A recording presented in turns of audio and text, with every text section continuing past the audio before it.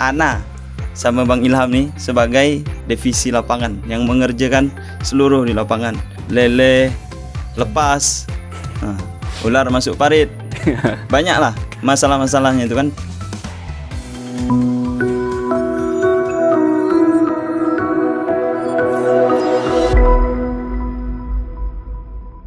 Assalamualaikum warahmatullahi wabarakatuh. Waalaikumsalam warahmatullahi wabarakatuh. Alhamdulillahirabbil alamin. Wassalatu wassalam ala asyrafil anbiya'i wal mursalin Sayyidina Muhammadin wa ala alihi wa sahbihi wa man tabi'ahum bi ihsani ila yaumiddin. Amma ba'du. Alhamdulillah teman-teman sekalian.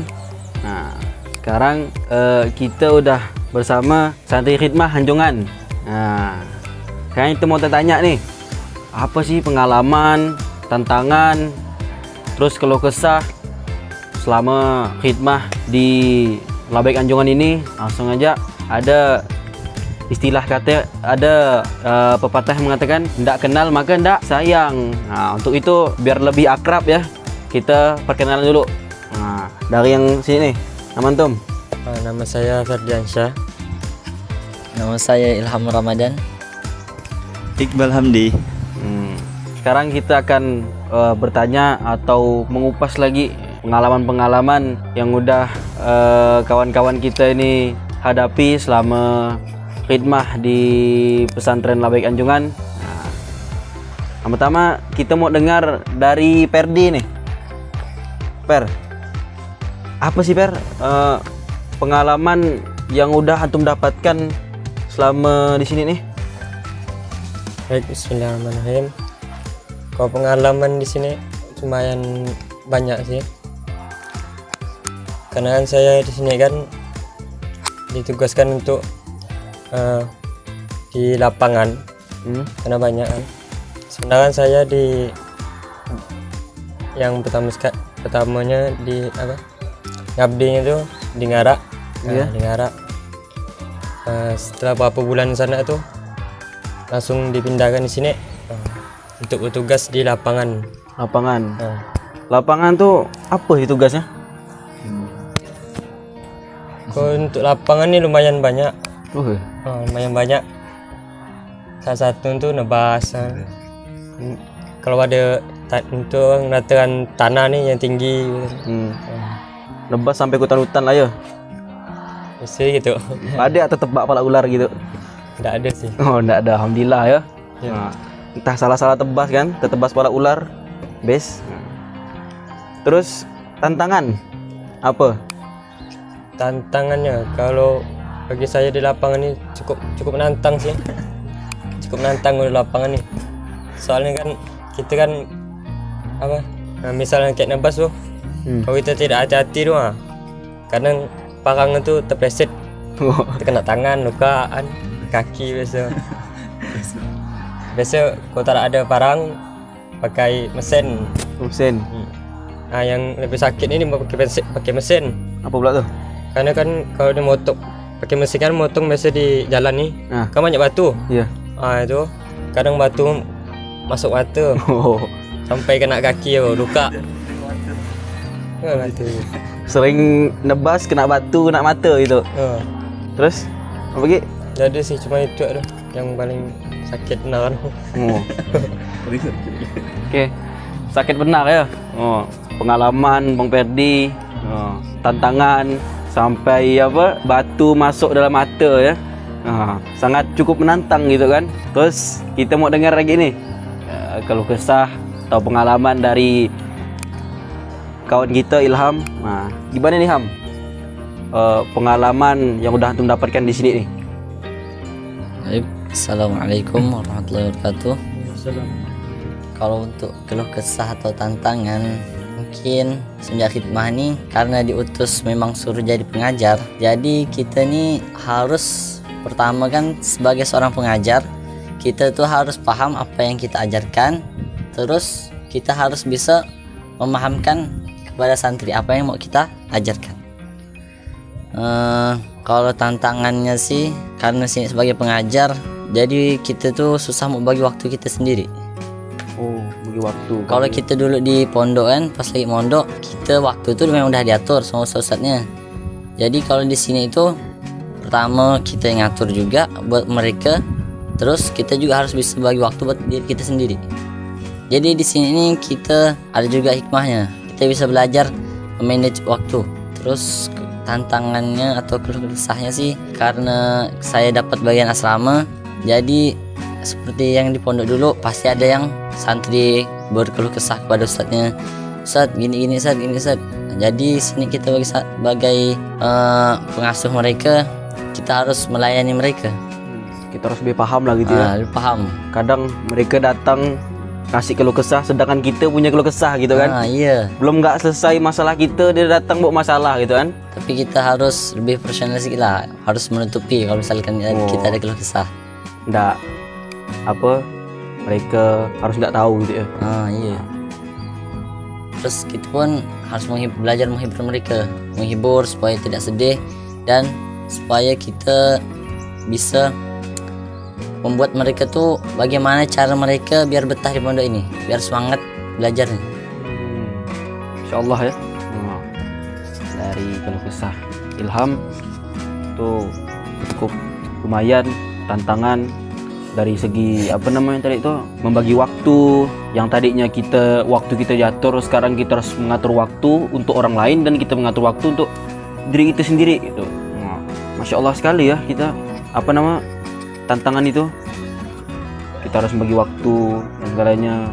Terus kita harus siap menerima curhatan dari santri gitu. Sedangkan kita juga kan punya masalah gitu ya Bang ya.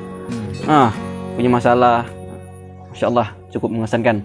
Sekarang kita mau dengar keluh kesah atau pengalaman dan tantangan yang dihadapi oleh Iqbal nih. Mana Bal? Tantangan Bal? Bismillah. Kalau kita ngomongkan tentang masalah atau tantangan nih, karena kita diutus sebagai untuk berhikmah. Hikmah kan artinya membantu mengurus gitu. Nak kiai itu. Kalau masalah tantangan tuh bisa disebut istilah kata itu. Kata orang-orang istilah kata. Kadang-kadang. Istilah kata tuh banyak. Sebelum Bang Perdi datang ke sini, Ana sama Bang Ilham nih sebagai divisi lapangan yang mengerjakan seluruh di lapangan. Lele lepas, ular masuk parit, banyak lah masalah-masalahnya itu kan. Cabai, rumputnya udah kemana-mana, rumputnya udah masuk ke asrama, banyak pokoknya. Yang pertama lapangan, tantangan di lapangan tuh. Yang sekarang Bang Perdinya alami nih sekarang nih kan. Nah gimana? Terus yang kedua sebagai pengajar nih. Pengajar yang kita dapati dalam tantangan dalam mengajar nih, kita tuh harus, betul kata Bang Ilham tadi, kita harus memahamkan apa yang kita ajarkan kepada santri. Ada santri yang tantangannya tuh, ada santri yang susah paham, ada yang susah, ada yang gampang paham, ada yang susah paham kan. Itu tantangannya tuh, yang susah paham nih, gimana sih caranya? Kan anak SMP nih otaknya, kata orang istilah kata tuh, ngelek-ngelek masih otaknya kan. Nah, jadi bagaimana sih kita ngelatih nih biar semuanya kebagian sama rata pahamnya tuh. Nah, tantangannya dalam mengajar ya. Apalagi kita sebagai ustadz-ustadz di sini kan, udah dianggap ustadz-ustadz. Kita gimana caranya kita memberikan keteladanan yang baik kepada santri-santri di sini. Apa contoh-contoh yang bagus, bangunnya misalnya bangun subuhnya harus lebih awal, datang ke masjidnya harus lebih disiplin gitu kan. Ngomongnya harus lebih baik daripada santri-santrinya. Itu salah satu tantangan kalau bagi Ana. Tantangan nih memang berat. Jadi kita di pondok nih harus ikhlas. Istilah kata tuh harus ikhlas. Nah, mungkin itu ya. Kalau dari Ana. Tuh anak tuh, dari segi tantangan. Kok dari segi pengalaman nih, apa sih yang bisa didapatkan kan? Mungkin ada hal yang mengesankan dari pengalaman itu. Kalau pengalaman sih, karena kita nih semakin hari kan berjalan terus waktu, memang setiap hari itu kita mendapatkan satu pengalaman, termasuk berhikmah. Dulunya tidak terpikir nih hikmah akan mendapatkan gini, ternyata dapat. Misalnya di pondok dulu tidak bisa menjelaskan, tidak bisa memahamkan sesuatu kepada santri. Sekarang di hikmah nih bisa kita mengajarkan sesuatu yang yang bisa memahamkan santri. Nah, itu pengalaman yang amazing istilah kata ya. Nah, jadi pengalaman tuh banyak yang kita dapatkan di sini. Misalnya nggak bisa nebas, bisa nebas jadinya. Nggak bisa ngajar, bisa ngajar. Nggak bisa public speaking yang bagus, bisa jadi public speaking yang bagus. Nggak bisa jadi contoh, bisa jadi contoh kalau di sini ya. Kita tuh dapat pengalaman yang cukup berharga lah di sini. Bagaimana cara mencontohkan santri itu pun udah jadi pengalaman bagi ana. Kita berkhidmah diutus di Anjungan ini yang nggak pernah tahu letaknya di mana. Kita udah dikirim di sini aja, udah sebagai pengalaman di hidup kita. Nah, mungkin itu. Setahu ana lah ya. Kalau dalam diri santri kita sebagai ustadz di sini juga harus bangun kan ya. Nah, itu gimana tuh kalau ada santri pas kita bangun kan, gitu tak melawan gitu. Apakah harus kita siram gitu kan? Nah, gimana tuh? Mana yang jawab? Setengah lah dari tiga nih. Nah, kalau masalah bangunkan, ini ke sana. Oh. Jadi kalau misalkan bangunkan santri, macam mana tadi? Kayak melawan gitu, tak mau. Melawan. Pertama kita tegur berapa kali. Misalkan memang udah tak bisa, baru kita agak lebih kasih peringatan mereka supaya mereka bangun. Mungkin itu ya sih. Istilahnya pendidikan agak. Pendidikan supaya mereka tuh nak kebiasaan tidur terus.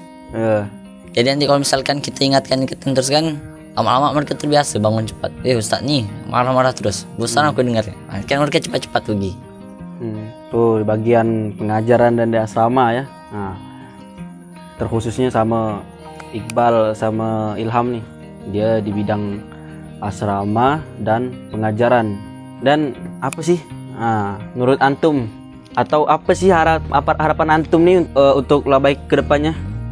Harapan saya sih untuk Mahat Labaik nih semoga bisa mencetak generasi yang lebih baik, bisa mencetak hafiz Quran yang 30 juz, dan bisa mengajarkan adab-adab itu yang lebih bagus gitu, dan bisa menyebarkan santri-santri ini ke luar provinsi gitu untuk mensiarkan agama itu. Boleh dari Ilham? Kalau harapan saya sih semoga Pondok Labaik nih lebih maju lah, lebih berkembang dari yang saat ini. Kenapa? Karena yang segini ini udah terkenal walaupun sederhana. Kalau misalkan fasilitas, segala peralatan, sarana prasarananya udah lengkap, kan bisa kita bayangkan ke depannya kan pasti akan lebih maju. Dan harapan saya semoga Pondok Labaik ini menjadi pencerah lah bagi masyarakat sekitar maupun masyarakat di daerah-daerah yang lainnya. Bisa memberikan manfaat dan keberkahan dari Al-Quran. Amin. Dan supaya tetap menghidupkan nilai-nilai Islam. Amin. Kalau harapan sih memang dari setiap santri itu kalau ditanya apa sih harapan untuk pesantren Labaik ini, pasti semuanya itu punya harapan. Harapannya pun yang bagus-bagus. Mencetak generasi penghafal Quran, mencetak generasi yang beradab mulia, berakhlakul karimah, kan banyak tuh apa namanya tuh harapan-harapan dari santri-santri, terutama santri-santri hikmah dimanapun. Pasti untuk pesantrennya nih, terutama pesantren Labaik, pasti punya harapan yang bagus. Kalau dari anak pribadi nih, harapannya ya sama apa yang dikatakan Bang Perdi, Bang Ilham. Harapan kami nih, semoga pesantren Labaik menjadi pesantren yang bisa mencetak penghafal Quran, berakhlakul karimah, mempunyai jiwa Islami religius yang kuat gitu. Mencetak banyak lah, bisa berkembang pesat di luar daerah, di dalam daerah, di luar negeri, di dalam negeri. Semoga Labaik bisa berjalan dengan apa yang diimpi-impikan oleh kiai kita kan, punya hafiz dalam satu rumah. Semoga semua cita-cita apa yang dicita-citakan oleh kiai dan kita bersama nih, semoga bisa terwujudkan. Amin. Apa yang kita impikan, kiai impikan, semoga bisa terwujudkan semuanya. Itu harapan dari ana. Semoga Pondok Pesantren Labaik bisa berjalan dengan harapan kita semua. Amin. Amin. Nah, itu ya kawan-kawan sekalian, harapan dari santri hikmah Anjungan nih. Salah satunya apa tadi, biar pesantren lebih maju ya. Dan lebih maju dan berkembang, terus melesat, tidak hanya di berbagai daerah, harapannya berbagai negara gitu, biar lebih melesat gitu. Nah, untuk kawan-kawan sekalian yang berada di rumah, boleh kita saling membantu dalam membangun perkembangan lah baik ya bang ya. Dengan cara bisa mendonasikan harta lebihnya, boleh langsung menghubungi nomor yang di bawah ini. Mungkin sekian ya bincang-bincang yang bisa kita laksanakan di sore yang mendung agak cerah ini. Semoga kita bisa kembali lagi ya di pertemuan berikutnya, ngomong-ngomong bincang ringan lagi lah gitu. Sekian dari kami. Assalamualaikum warahmatullahi wabarakatuh. Waalaikumsalam warahmatullahi wabarakatuh.